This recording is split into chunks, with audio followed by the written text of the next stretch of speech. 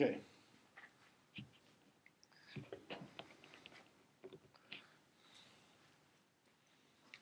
Hopefully you can read the writing on the whiteboard. I'm going to try to write a little bit darker so it's obvious when you go back and look at this.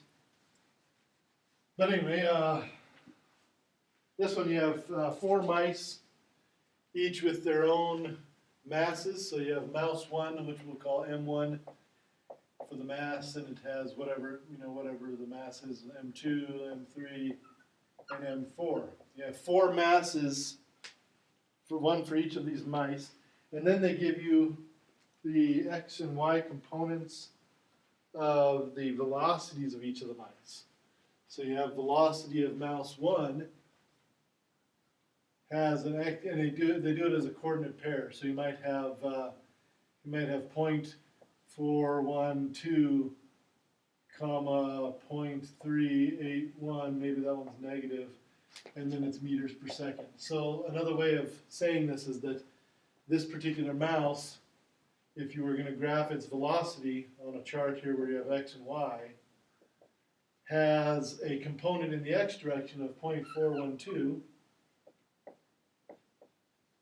and a component in the y direction which is negative 0.381, so it's a little bit shorter, so that its total velocity is like that, downward and to the right. Right? We don't really need to know graphically what this represents. It's nice to know that, and it's important if we wanted to make a graphical representation, but really what we need is the number. For each of these mice you're going to have these velocities, and then you're going to split this problem into the x components of the momentum and the y components of the momentum. Because the x momentum and the y momentum have to be preserved or conserved independently. So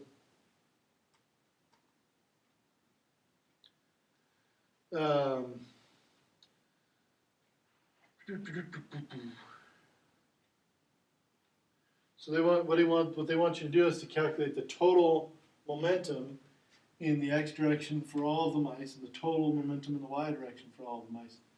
And essentially you're just going to add them up. So for mouse 1 you're going to have momentum 1 in the x direction equals mouse 1 times velocity 1 in the x direction. So it would be m1 times, in this case it would be 0.412 or velocity 1 in the x direction, we just call it.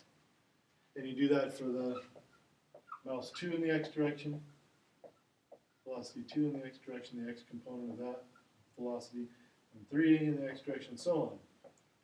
And then at the end you just add them all up for the total momentum in the x direction equals just all these numbers added up. And then you do the same thing in the y dimension, all those numbers added up, and then you can create a total momentum, because the total momentum will equal the px squared plus py squared square root, right? You'll get the total momentum for the magnitude will just be the sum of all those in the x direction squared, sum of all of them in the y direction squared, and take the square root of that, and then you have the total magnitude of the momentum of all the mice.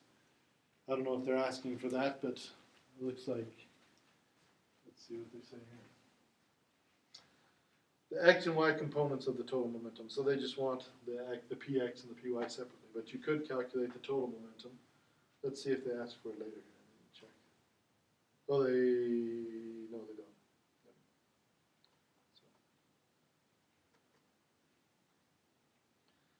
don't. And then they get into collisions. So in the next example, you're throwing a bouncy rubber ball. And of course, bouncy rubber balls are pretty elastic, and they make pretty elastic collisions. And remember that in an elastic collision, what is conserved? There are two things conserved in elastic collisions, and perfectly elastic collisions. What are they?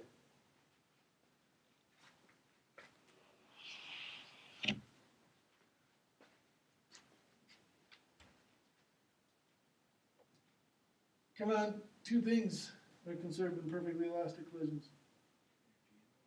Yeah, kinetic energy in particular is conserved, and momentum, right?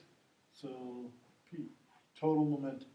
As long as there are no outside forces and it's a completely inelastic collision between two objects, then the energy, the kinetic energy of those two objects and the potential energy, or sorry, the momentum are conserved, right?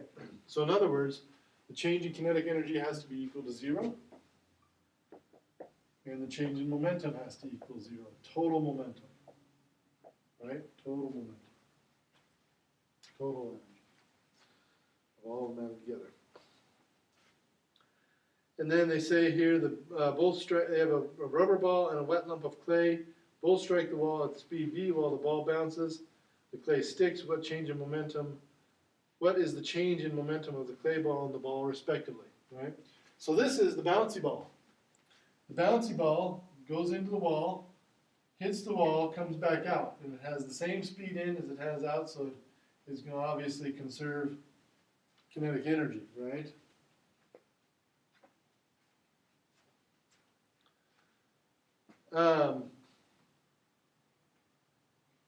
Because it says no loss of speed, so obviously kinetic energy doesn't change because it's v squared, the mass doesn't change, 1/2 mv squared doesn't change. However, how does the momentum, what happens to the momentum of the ball here in this thing? Well, the momentum as it comes in is in this direction, and it's equal to the mass times the velocity, right? And let's say that the velocity in this direction is positive, so we call this the positive direction, right? Positive. So it's just m times v.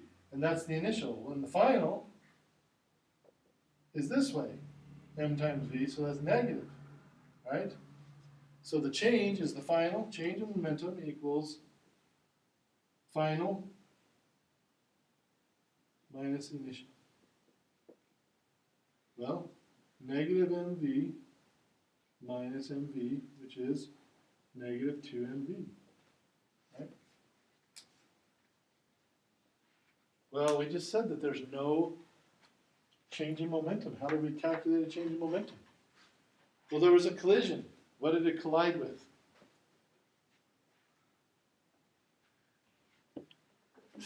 It collided with the wall, right? So obviously the wall moved.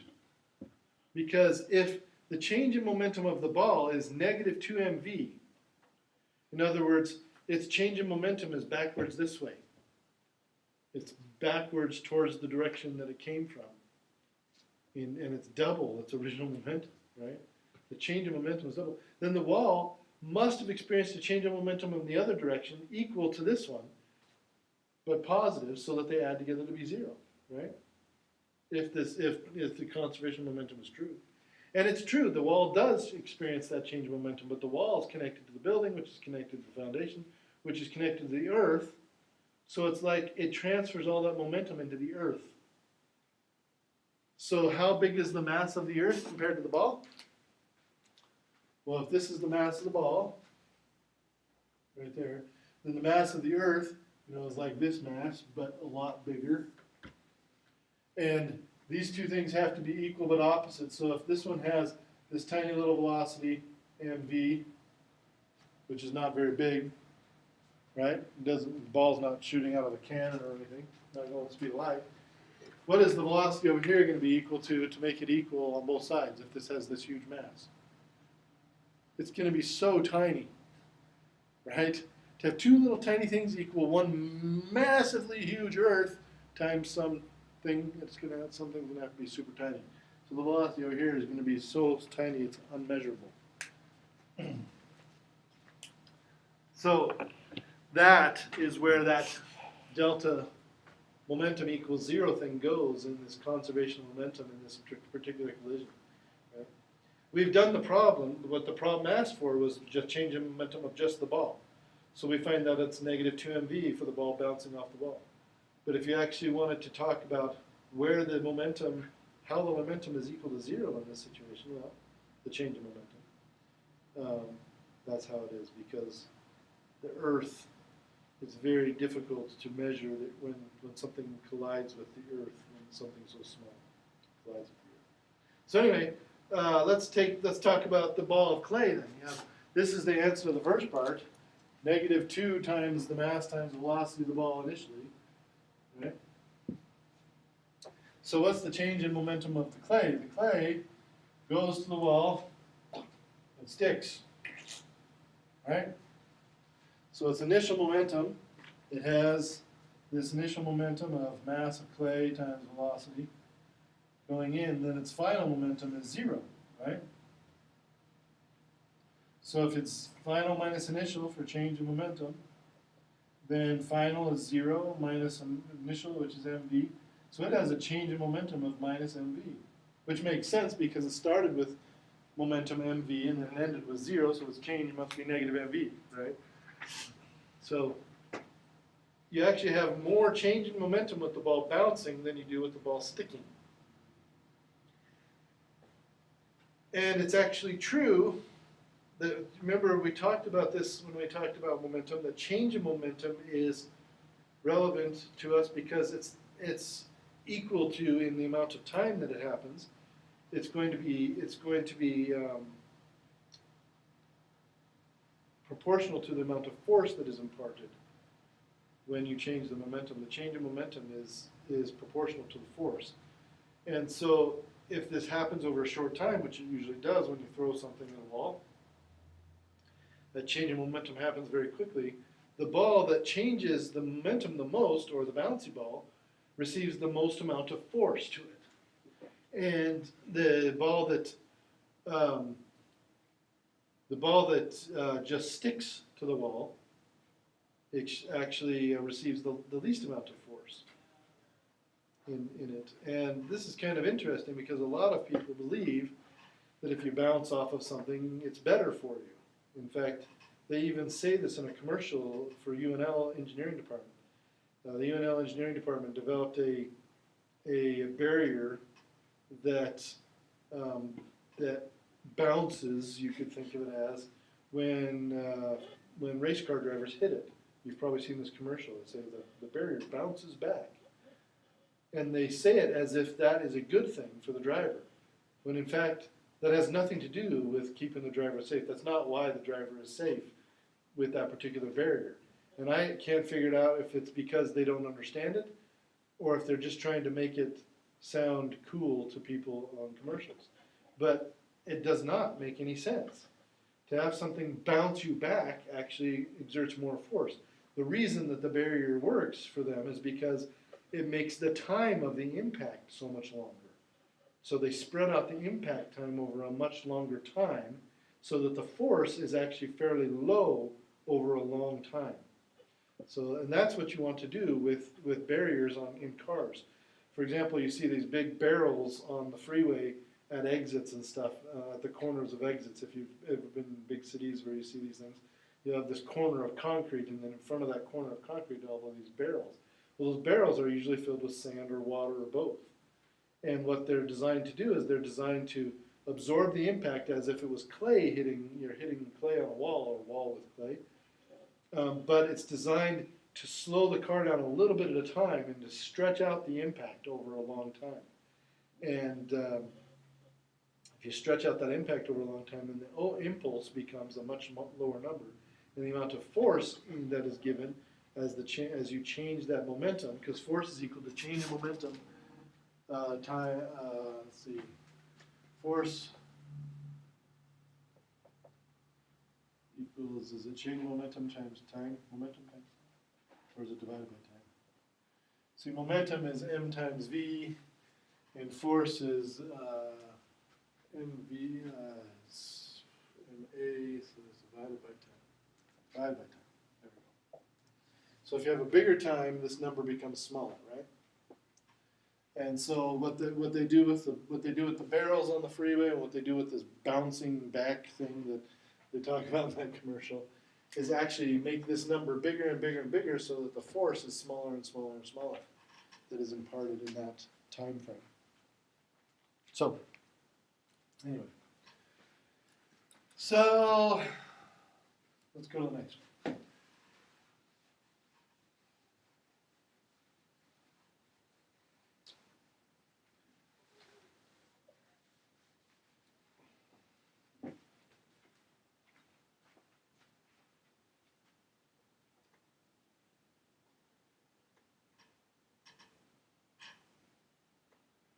let's see, we're on number 10.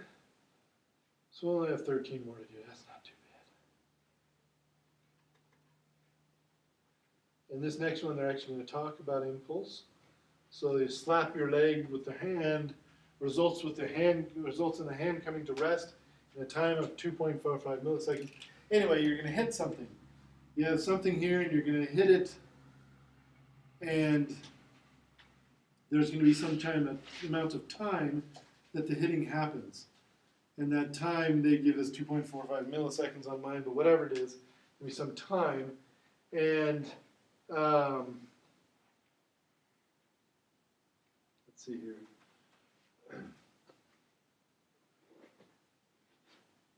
So the speed, they also give the speed, so they give a velocity of the thing equal to something. And then they also tell you the mass is equal to something. So you have mass times velocity times delta t.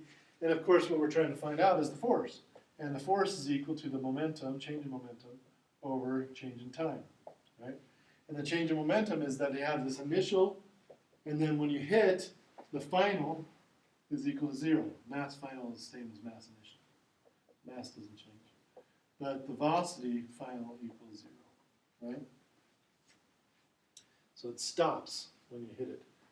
And so it just, your change in momentum ends up just being final minus initial, which is negative of whatever you got there. So you got negative MIVI over the change in time, which they give you, and that will calculate the force, right?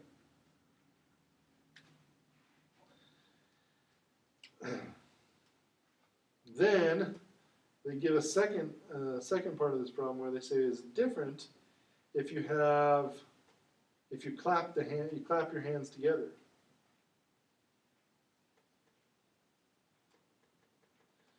So instead of just having a hand hitting, you have two hands coming together. Is it different? Well, you have to kind of think about this, because are you talking about both hands, or are you just considering one hand? Are you just looking at the force on one hand? So, what do you think? Is it going to be different, or is it going to be the same?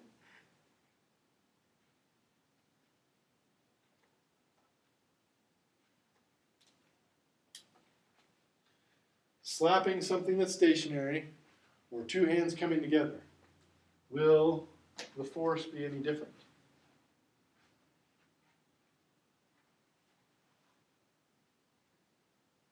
The question is, you have a hand hitting something like a wall.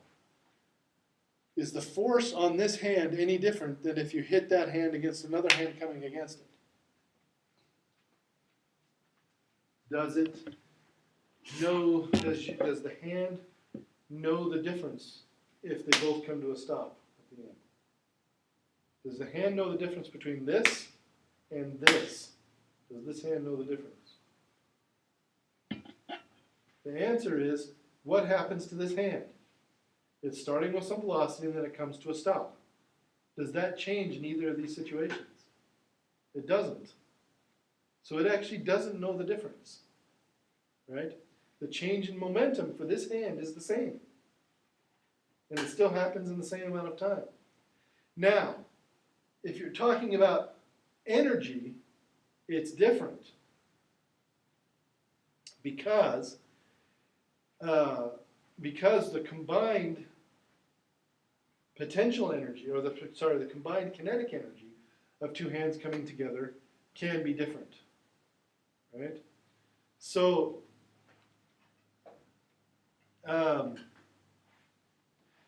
to make a very loud hand clap versus make a very loud clap with your leg, you actually have to hit your leg harder to make it sound as loud as hands clapping. Okay? Everybody knows that. You know that if you don't clap your hands together, you can't make it as loud as you can. I mean, if you clap your hand against something, you can't make it as loud as clapping your hands together. You have to hit harder, right? And that's because the sound that comes from clapping hands is an energy thing. It comes from the kinetic energy of the hands. It doesn't come from the momentum of the hands. because sound is comes from a transference of energy. Okay? So when it comes to energy, or maybe a car collision happening head on with another car is much more dangerous than head on with a stationary wall. Much more dangerous, twice as, well, it's four times as energetic, so it's 4 times as dangerous. Because that is an energy thing. However, as far as transfer of momentum goes, an actual force involved is different. And that confuses a lot of people, that force and energy are not the same thing. Force is related directly to momentum, right? It's related directly to momentum by the time. Momentum, change in momentum over change in time. Whereas energy is related directly to work, which is directly related to force times distance, right? So it's got a very different relationship with force. It's related to force and distance, and force times distance in particular, whereas force is related to momentum through time, and it's a division by time. So you got a different situation, different relationship. And it's important, and it's well known. These things have been well established and well studied. So it's not like we're just kind of throwing it out there. It's definitely true. So, as far as momentum goes, there will be no difference because the single hand doesn't have any different change in momentum. It doesn't experience anything differently than it did just by hitting the leg or hitting a wall or something like that. Let's take a look at the next one. We have a baseball game, a wild hit sends a baseball crashing through a pane of a second-floor window. The ball strikes the glass at 14.9 meters per second, so they give us the velocity of the ball, they give us the mass of the ball. When it goes through the other side of the window, it's at 12.1 meters per second, and it hasn't changed direction. And we want to know the direction of the impulse that the glass imparts to the baseball. So what happens, as the ball goes through the glass, we have a ball going through glass, right? It comes in with velocity initial. It has a mass, of course. It goes out with velocity final, right? And that means that there is a change in velocity, G equals velocity final minus velocity initial. That means there's also a change in momentum, which is equal to the mass times the change in velocity. And mass times change in velocity indicates that something, well, having a change in momentum essentially, indicates that there's going to be an impulse. So an impulse, the impulse is equal to change in momentum over change in time. Or is impulse equal to, I think impulse is actually equal to change in momentum times the change in time, isn't it?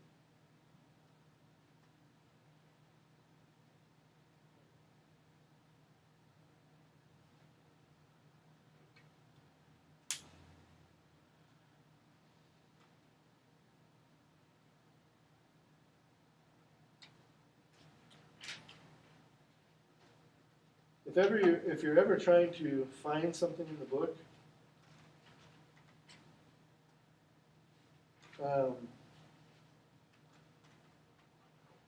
I don't like to use the book in, I think I told you this at the beginning of the class.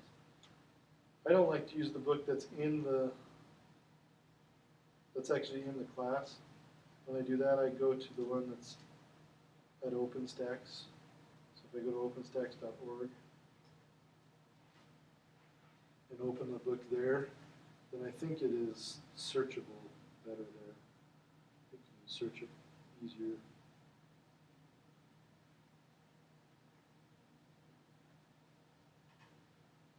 Yep. So I go to search this book and I'm going to search for impulse. It takes me to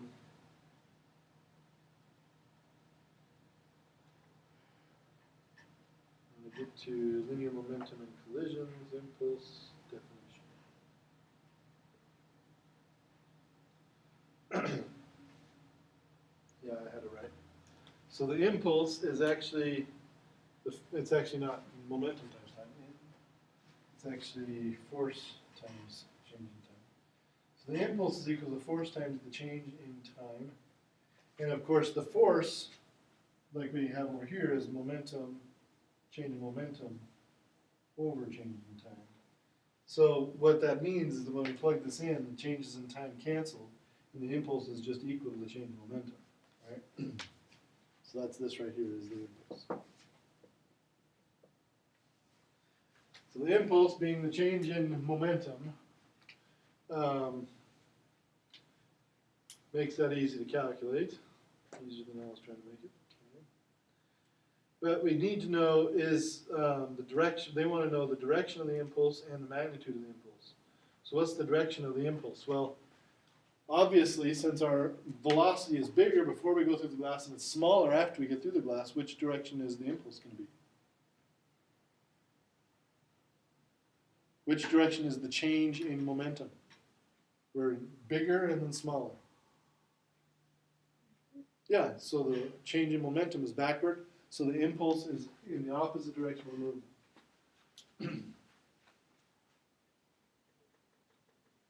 And then to calculate the impulse, just calculate the change in momentum.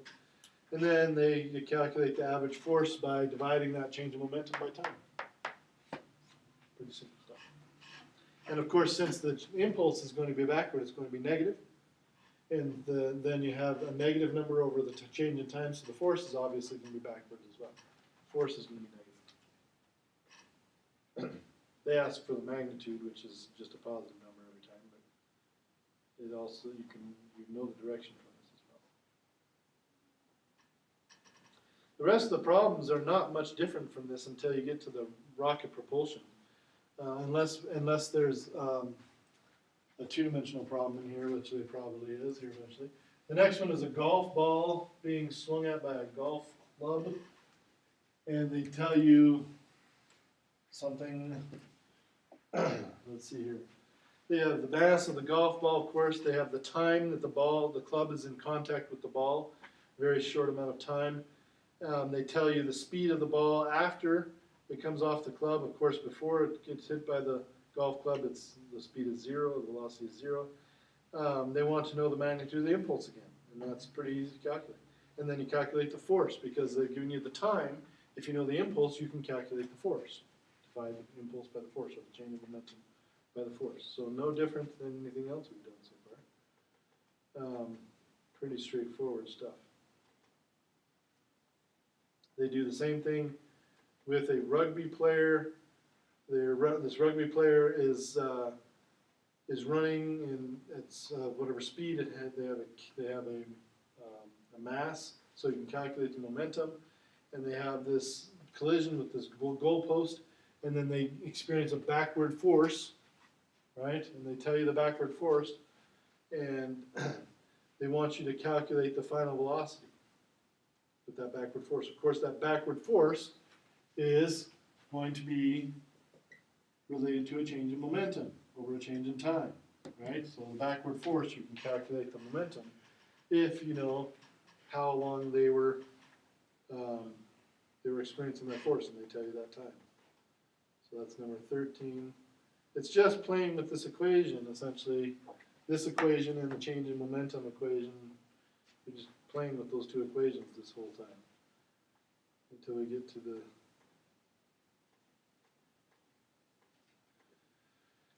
in number 14, they actually give you, so they're actually using J for impulse in parts of these, I believe. Yeah. So a lot of people use J instead of I, since I is used for current in physics quite a bit. That's fine. But in this one, they're just dropping they're dropping a piece of clay, and they give you a graph, and you're supposed to figure out something from this graph. In this case, they have force max up here. This is the maximum force that the clay feels. And then there's time down here, and then this graph here. And then they give you the graph in time. They give you something like 7.5 milliseconds, and they say that this thing is symmetrical. Well, you're supposed to calculate what the change in momentum is. Remember, or let's see, are they doing change in momentum, or are they doing? They want you to calculate impulse first, actually, and then they want you to calculate calculate the maximum force after you've calculated impulse. But they've given you some numbers, and again, you're just plugging into these equations. But the one thing that you're not sure about is this change in momentum, probably, because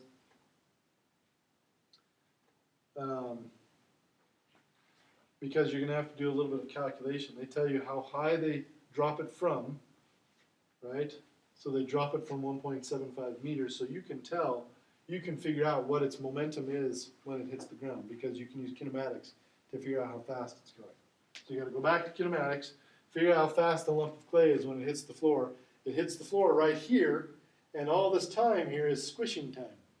And then this is when it comes to a stop, at its maximum force. Well, probably not. It probably comes to a stop right here. But anyway, it stops moving, it stops deforming, and everything else. But anyway, the point is that you can figure out that velocity that it hits the floor with, and then it takes this amount of time to stop it, and then it has a final velocity of 0. And then, of course, if you have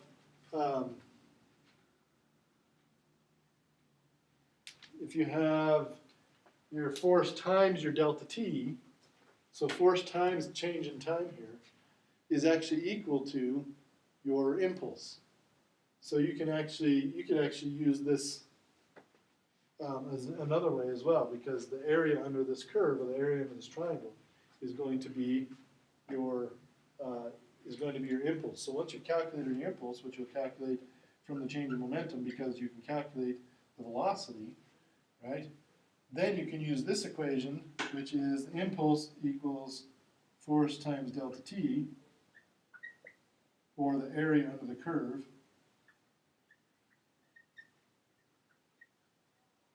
under the triangle. So the area under a triangle, well, this is just going to be, you have the base, which you know is 7.5 times the height times 1/2, right?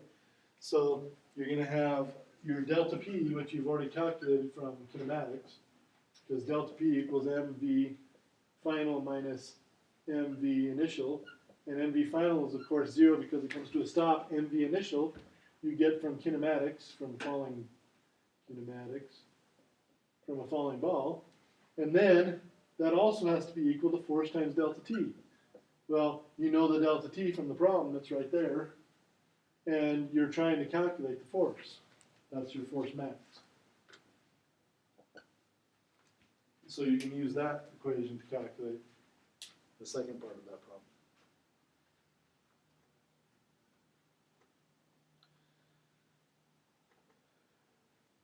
Almost there.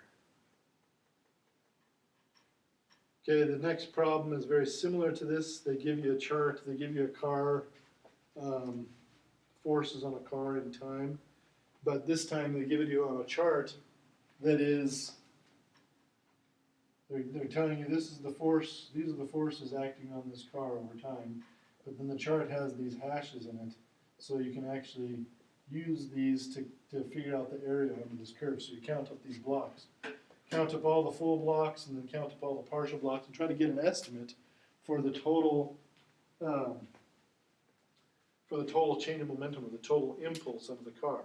And once you've got that total impulse, then you can calculate the average force on the car, because of course impulse is equal to change of momentum, which is equal to force average times change in time.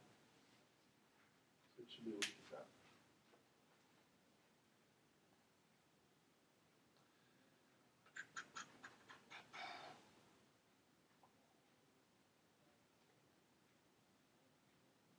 And then they want to know the final speed of the car after the collision. Well, that one you can actually get just from doing this.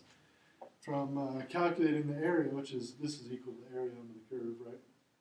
By calculating the area under the curve, you can actually calculate the change of momentum, and the change of momentum is equal to mv final minus mv initial, right? So if you know the original speed of the car, and you know the area, because this is equal to the area, if you know the area, then you can calculate the final speed of the car. And that's the idea with number 15. To calculate that final velocity of the car.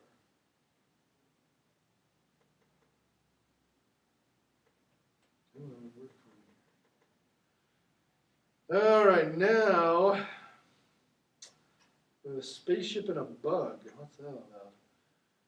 A coastal tiny space bug drifts into her path, bounces off the window of the spaceship. Several statements for the scenario. So you're going to have to figure those out. They're just giving you a bunch of statements that you have to decide are true or not true or whatever.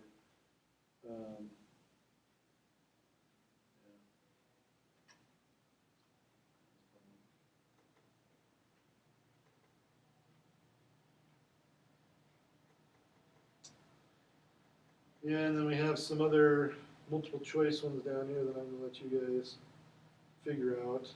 Remember, when you're working on multiple choice, work out every scenario kind of on a piece of paper. Say, if this happens, then this happens, and this happens, and this has to be true, and that has to be true. Work it out on paper. Talk to yourself about it. Maybe even ask somebody else to listen to your reasoning. It's very helpful. Okay.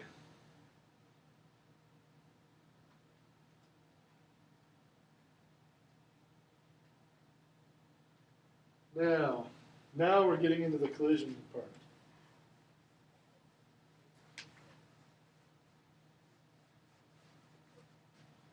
I'm very bad about erasing my whiteboard, so I got to remember to do that. In this one, we have Nate the Skate. We have high-speed skateboarding. He's skating at a high speed, collides with an object, and the mass of the skate, 115 kilograms, with the armor that he's carrying because he's wearing armor. This is kind of a goofy question, but anyway. You have a total mass, 115 kilograms, and collides with an object, 851 kilograms, which is a stationary statue. And they have a perfectly elastic linear collision. So what this looks like, what do I keep doing with my pens? Put them in my pocket. Okay. So what this looks like is we have an object, which is our skater, which is going to have this perfectly elastic collision with this immovable object. So it's going to bounce back off. It's going to conserve its kinetic energy. So it's going to have the same velocity in as the velocity out. It's just going to be negative, right? Elastic collision, perfectly elastic collision. What two things are conserved in perfectly elastic collisions? Kinetic energy, initial, equals kinetic energy, final, right? And momentum, initial, equals momentum, final. So those two equations are the ones that we're going to use to figure things out for this problem. So we have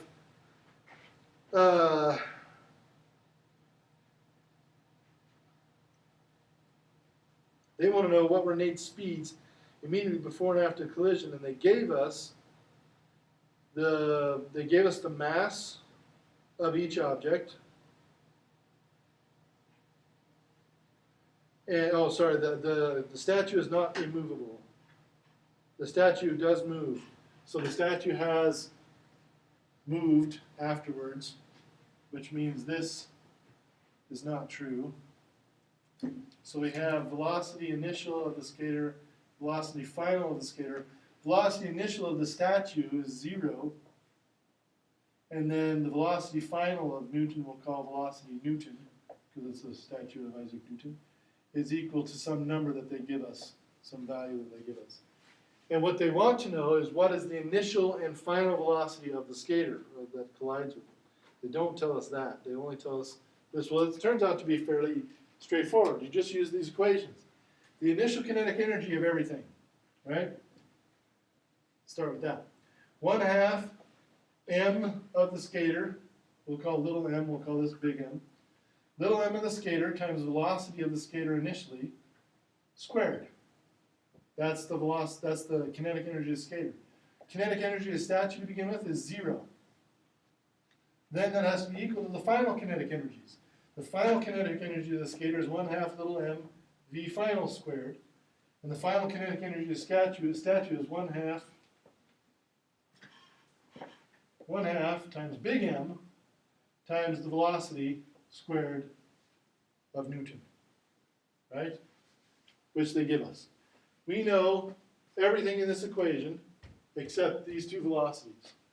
And then, for our momentum equation, we have to have momentum initial equals momentum final, total. Remember that momentums have directions, so you have to take into account signs.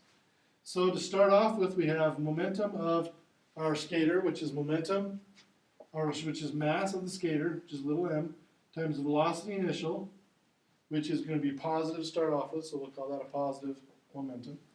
And the momentum of the statue, of course, is 0 to start off with. Then at the end, we have the mass of the skater times the velocity final of the skater, which is, and then it's negative, so we put a negative on it. And then we have plus the mass of the statue times the velocity of the neutron statue. And then we have an equation where we know everything again except for velocity initial, velocity final. So we have two equations and two unknowns. You can solve the second one for one of the velocities that we don't know, plug it into the first one, run it through, and you're going to end up with a quadratic equation. You'll solve it, you'll get some solutions, and then you'll figure out which ones are right. Plug those back into the equations to get the other solution. What's usually going to happen here is you're going to get one answer that is obviously correct because, for example, if you solve this equation for velocity initial and then solve this one for velocity final, you're going to get a positive and a negative number. Well, you know that the final velocity has to be negative, so you choose that one. Then you plug it back in to get the velocity initial. So on and so forth. That's number 18. Number 19, we have somebody catching a football. That's going to be the same kind of thing. It's a collision between two things, except when you catch a football, it's like clay sticking to you, right? So it's a perfectly inelastic collision. So while this is true, this one is not. So catching a football, we don't get to keep the conservation of kinetic energy. That has to go away. We do get to keep this, however, but the thing is, it's different. Why is it different? Because you got your football player, and he's jumping up in the air, and he has some speed in this direction already, so he already has velocity of the player, P or whatever, and the mass of the player, P, mass of the player, and so this is the momentum of the player, all to begin with, and then the ball comes in, the ball's coming in, and as the ball comes in, it has a mass of the ball and a velocity of the ball for the momentum of the ball, right? So that's the total momentum of the system beforehand. If you add those together, mass of player plus mass plus times velocity of player, mass of ball times velocity of ball. That's your initial momentum to start with. But that has to equal the total momentum at the end. But at the end, the player and the ball are one and the same. You have player holding ball, right? So the total momentum at the end is actually mass of player plus mass of ball, with parentheses around it, times the velocity of the entire system. Well, the great thing is in this problem, they give us the mass of the player, they give us the mass of the ball,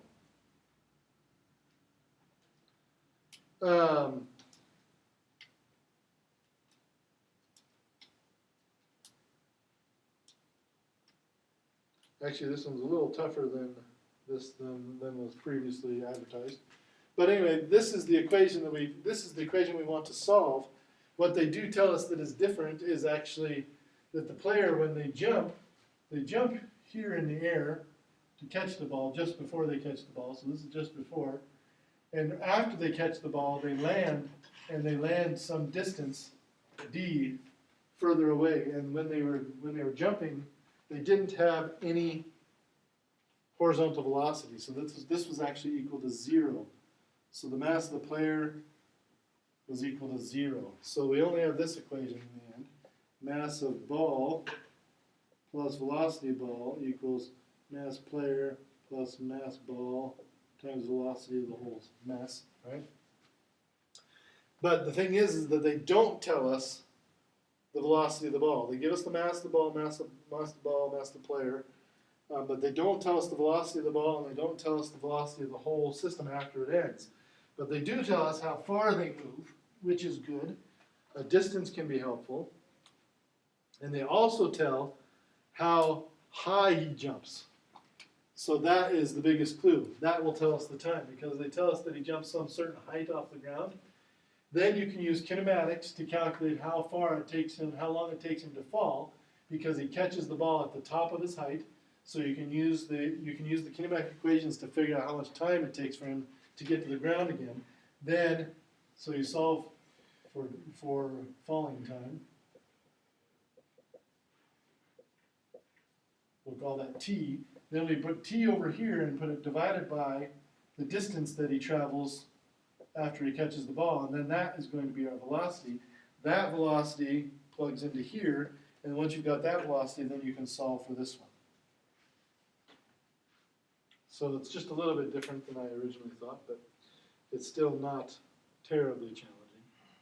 You're just going to have to use kinematics again. They never let you get away from kinematics. Use it all your life.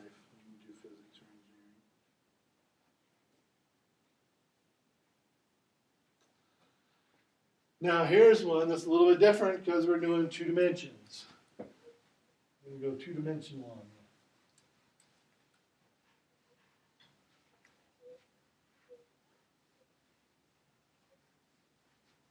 that. Two skydivers holding on to each other, falling straight down. They have a terminal speed of 63.1 meters per second. That's their speed right now. Then they push away from each other. And the first skydiver has velocity components. Oh, it's actually 3 dimensions. This is a 3-dimensional problem. So the first diver, so they're falling downward. So here's our skydivers falling downward like this, right? And they're going the same speed downward to start with. So their velocity, and we'll call that the z direction. We're going to call this direction here x, this direction y, and the up and down direction z. So the velocity in the z direction is negative 60, whatever it is. You know, they've got some velocity in the z direction to start with, called velocity z initial. Which means their total momentum, their momentum initially, is mass 1 plus mass 2 of the 2 skydivers, mass 1, mass 2, times v1, vz initial, and that's their momentum in the z direction initially. But they're not moving anywhere in the x and y direction, so their momentum in the y direction initially equals 0, momentum in the x direction initially equals 0. And this is the initial condition of the system for momentum. This is the momentum of the system to start. So, if this is your initial momentum, this is what needs to be your final momentum. Your final momentum needs to be equal to this. And then they tell us, they push off from each other, and they tell us that the first one has these velocities, final. So velocity x final, velocity y final, and velocity z final. They give us 3 velocities for the first person. And this is all for x1, velocity 1x, velocity 1y, velocity 1z. And that means that the momentum of the first player, or the first jumper finally, is p1x, which is v1x at final times mass 1, and so on. Well, these ones have to add together with p2x final to equal px initial, which is 0, right? So then if you know this, and if you know this one and you know this one, then you have to calculate that one. And that's what they ask you to do. If you know the initial momentum, the initial momentum of the divers as they came down together, which is this one, which in the x direction was 0, right?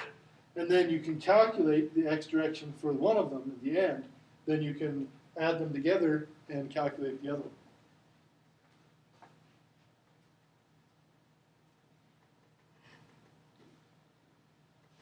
All right, the last 3.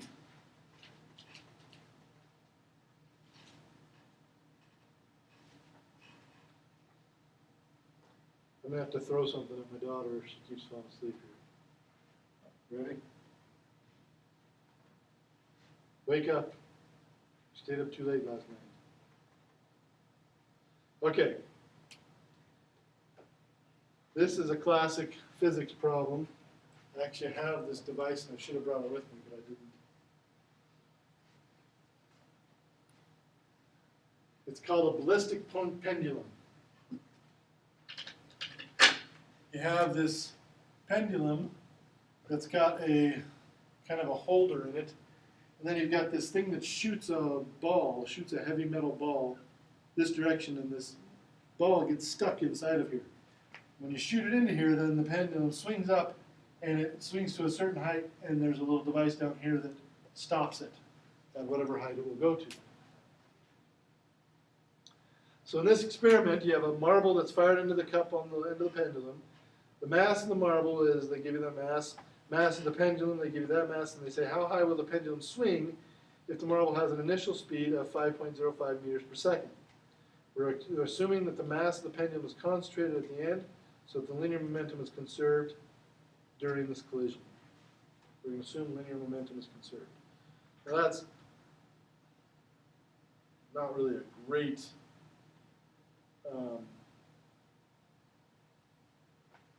it's not a great approximation, but it's decent. Anyway, so linear momentum apparently is going to be conserved, and we want to figure out essentially how high up this is going to go.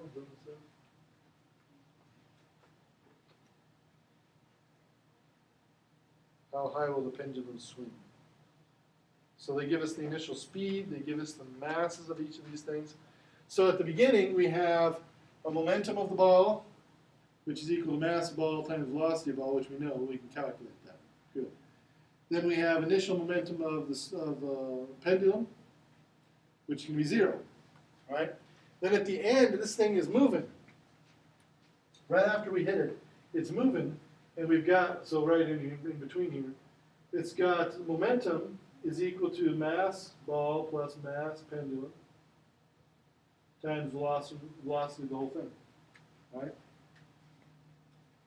And that is somehow going to be connected to how high this thing goes up. Right?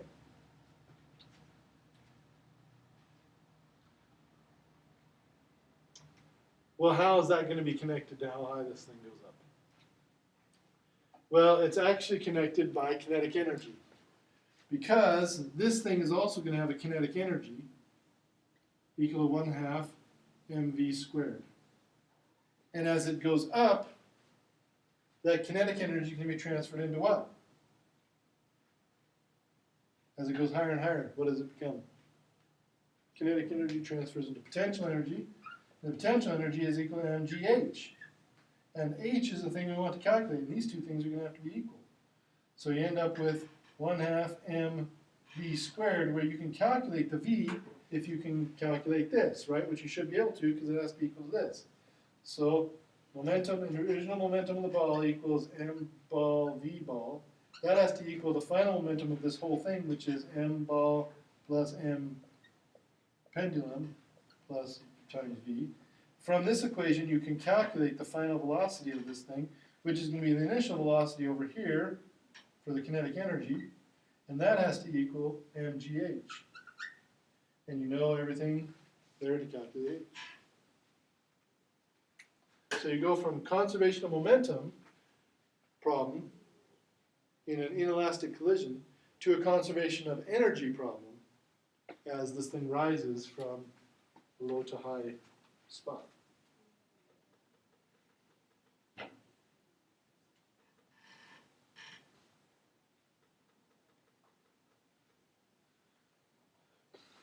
And they have a very similar problem.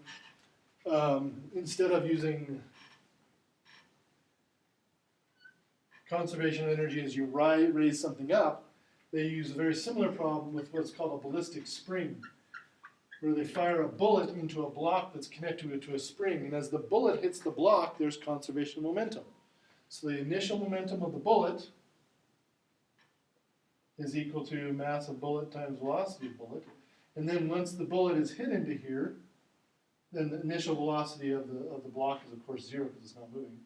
But as it hits the block, then you have a momentum of the block B, this is big B, plus the bullet, which equals the mass of the block plus the mass of the bullet combined, because they're stuck together, times the velocity of the block plus the bullet.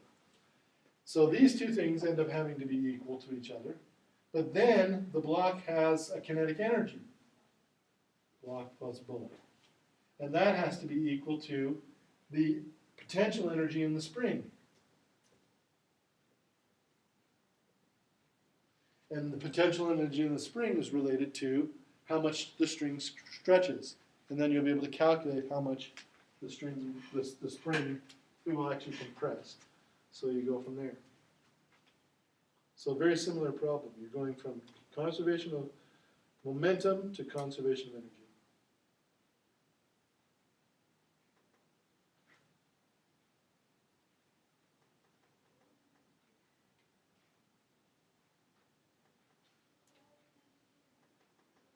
And the last one is just conservation of momentum. I'll let you take care of that one. But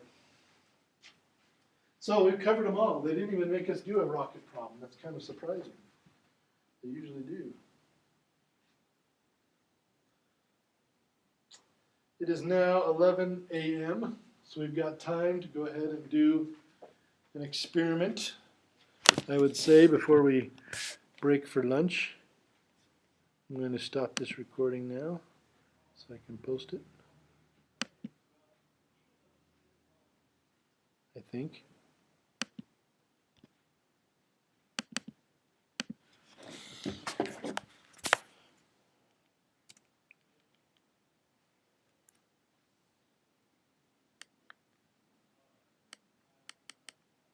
It won't let me stop the recording.